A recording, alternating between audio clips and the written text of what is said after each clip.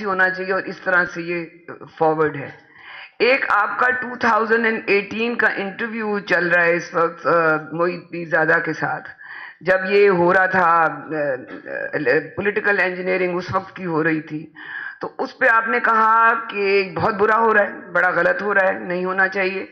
مگر جس طرح سے نواز شریف نے فوج کو کرنے کی کوشش کی ہے، ہماری ابھی یہ اتنی مضبوط نہیں ہے جمہوریت کہ اس وقت ایسی چیز کر سکیں، اس لیے یہ ہونا تھا ایون دو نہیں ہونا چاہیے.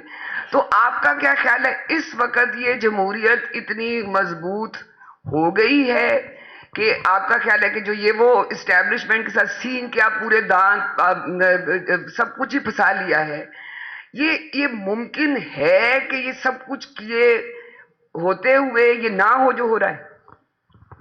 میں آپ کے ورڈز ریپیٹ کر رہی ہوں. دیکھیں 2018 کے اور 2024 کے حالات میں کافی فرق ہو گیا ہے.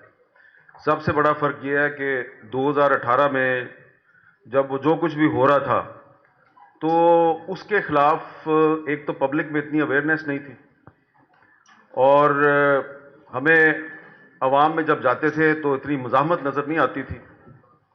ابھی اویئرنیس بہت زیادہ ہے، اور خاص طور پہ پہلے تو سوری ٹو سے صرف ہمیں بلوچستان میں اور خیبر پختونخوا میں اور سندھ میں نظر آتی تھی، اب ہمیں کافی پنجاب میں بھی نظر آ رہی ہے. تو یہ جو پنجاب میں ایک اویئرنیس آہستہ آہستہ پیدا ہو رہی ہے کہ یہاں پہ بھی اب لوگ کہتے ہیں کہ آئین اور قانون کی بالادستی ہونی چاہیے. یہاں پہ بھی بہت سے اسٹوڈنٹس کو اور انٹلیکچوئلس کو پتہ چل گیا کہ آئین پاکستان میں ایک آرٹیکل 244 بھی ہے جو کہتا ہے کہ فوج کو سیاست میں مداخلت نہیں کرنی چاہیے. جب ہم کہتے تھے آرٹیکل 244 پہ عمل درآمد ہونا چاہیے تو کہتے تھے یہ تو غدار ہیں. ٹھیک ہے، تو یہ جو اویئرنیس آئی ہے یہ ایک امید کی کرن ہے. اور دوسری بات یہ ہے کہ ابھی تک ہماری ساری ڈسکشن جو ہے وہ داخلی سیاست کے حوالے سے، ڈومیسٹک پالیٹکس کے حوالے سے. ہم یہ نہیں دیکھ رہے کہ پاکستان میں اس وقت جو کچھ ہو رہا ہے اس کے پیچھے انٹرنیشنل جو پلیئرز ہیں ان کے کیا کیا مفادات ہیں اور ان کا کیا کردار ہے.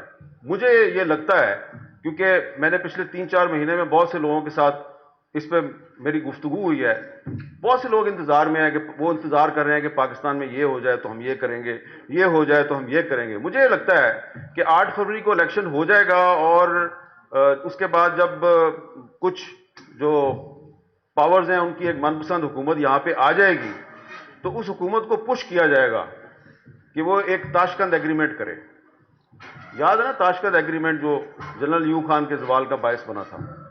وہ تاشقند ایگریمنٹ جو ہے مجھے لگتا ہے وہ پاکستان کی پبلک اس کو سپورٹ نہیں کرے گی، اور اس تاشقند ایگریمنٹ کے خلاف تقریباً تمام پولیٹیکل پارٹیز جو ہیں 1-2 کے سوا وہ متحد ہو جائیں گی، اور ویسی ہی تحریک چلے گی اگر جیسی کہ 60s میں ایوب خان کے خلاف چلی تھی. وہ ایک ڈکٹیٹر کے خلاف چلی تھی، اس مرتبہ جو تحریک ہے وہ ایک مائنڈ سیٹ کے خلاف چلے گی، یہ مجھے لگتا ہے. ٹھیک ہے، اس کی وجہ یہ ہے کہ جو behind the scene international players جو پلاننگ کر رہے ہیں وہ مجھے لگتا ہے یہ امپلیمنٹ کرنا پاکستان میں بہت مشکل ہے.